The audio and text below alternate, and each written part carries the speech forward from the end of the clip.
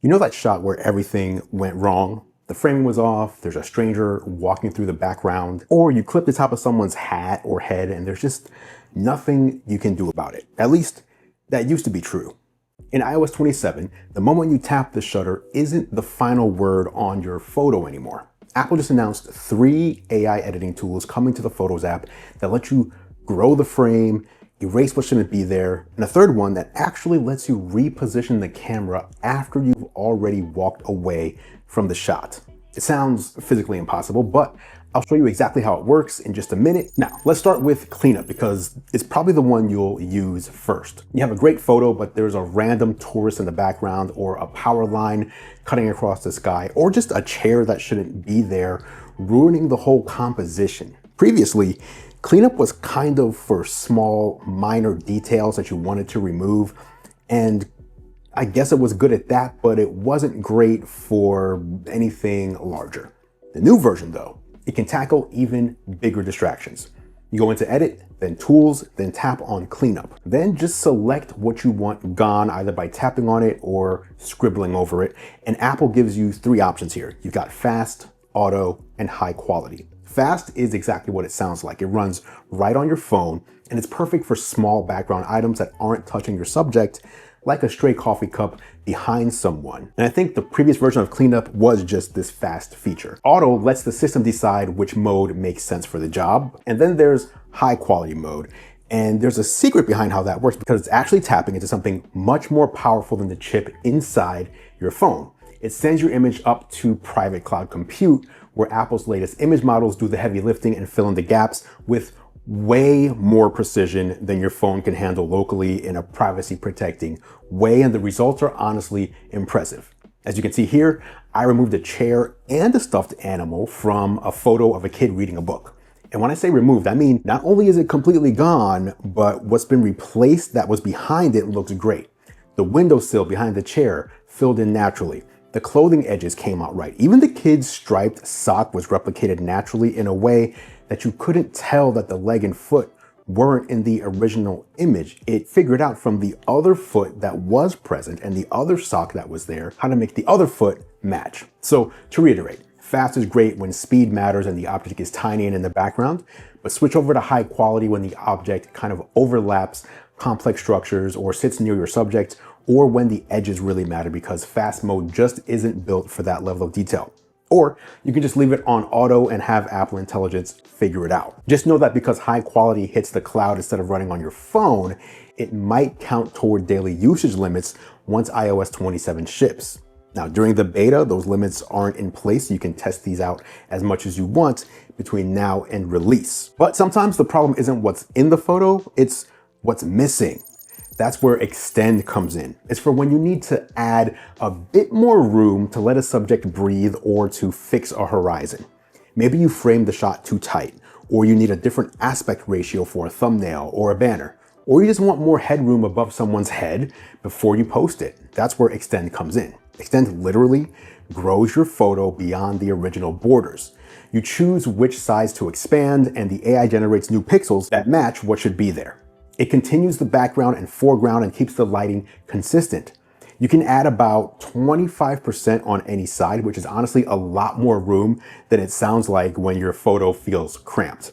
The 25% cap and the complexity of what the AI has to invent both matter here, so do keep your expectations realistic, but from what I've seen, it is pretty impressive. The best use cases are probably obvious: social media crops that would normally get cut off, give your subject more breathing room, or portraits where you're almost clipping the top of someone's head suddenly will have head room. And product shots that need to fit a specific format can grow the canvas without resizing the actual product itself. You get the strongest results when the scene has clear, repeatable structure, since sky, walls, ground, and simple textures extend really well, while highly complex novel content like intricate reflections or detailed patterns might not always match what was actually there, although that's just my guess, because in one demo Apple showed me, it was a detailed light and window pattern and the AI just nailed it. Now, I just couldn't replicate it myself in the content capture area due to this being an early beta, but when it worked, it was really impressive. Okay, so Cleanup removes from your photo and Extend adds to your photo. But what if you want to completely change the composition without cropping anything out? Reframing the shot like you had a second chance at the exact moment you pressed that shutter button. That's where spatial reframing comes in. Spatial reframing lets you pan inside your photo like you moved the camera after you already took the shot, which means you can nudge the horizon or shift the subject off center or slide past a distraction without ever losing resolution. You open Edit, go to Tools, and this time you select Reframe and just drag the view. It feels like panning inside of a video game, except you're doing it inside a still photo that you already took. And by the way, this works on photos taken on your iPhone or previous photos that you've imported into your library, taken with another device.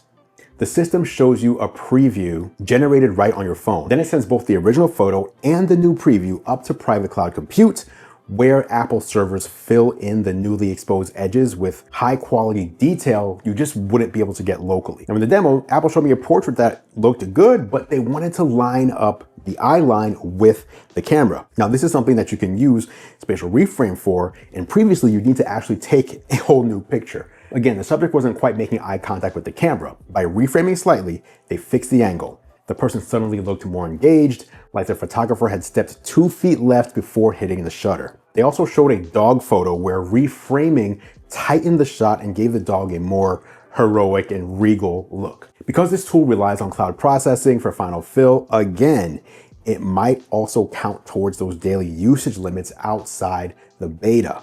Apple has not been clear about how that will work yet, what the usage limits are. They did mention having higher limits if you're an iCloud Plus customer, but higher from what? So just a fair warning for now. Again, during the beta, there's no limit at all. Go crazy, but once September happens, it'll be interesting to know what the actual limits are going to be on using this stuff. Now, as impressive as these demos are, remember, we're still in the early days of Apple Intelligence and the beta here. There are some specific requirements and fine print details that determine whether you can actually use these tools. The best results from all three tools need a solid internet connection since they're hitting Apple's cloud servers. And again, not to belabor the point, but there will be usage limits. On the device side, these AI photo tools are part of Apple Intelligence, which means you need an iPhone 15 Pro or newer to use them. If you're on anything older than that, these features won't be available to you. And one more thing, extend and spatial reframing are one per edit operations. You can't stack both on the same photo in a single pass. If you want to use both, duplicate the photo first and apply the second edit to the copy. It's a bit clunky, but that's just kind of how it works right now. So the impossible shot is officially a thing of the past. Whether you're moving the camera after the fact with spatial reframing or growing the frame to save a memory with extend, the rules of mobile photography just change for Apple users, similar to what we've seen with other smartphone devices, albeit in a more subtle way here, in my opinion. But the fact remains, in iOS 27, the shutter press is just the beginning of the process, not the end. If you're a developer, you can download iOS, macOS, and iPadOS 27 now to test these features out and provide feedback to Apple based on how they perform for you. And regular users, the public beta will be coming in about a month. But even if you stay on the sidelines, waiting for public release in September, this is still worth watching closely because this is where mobile photography is heading.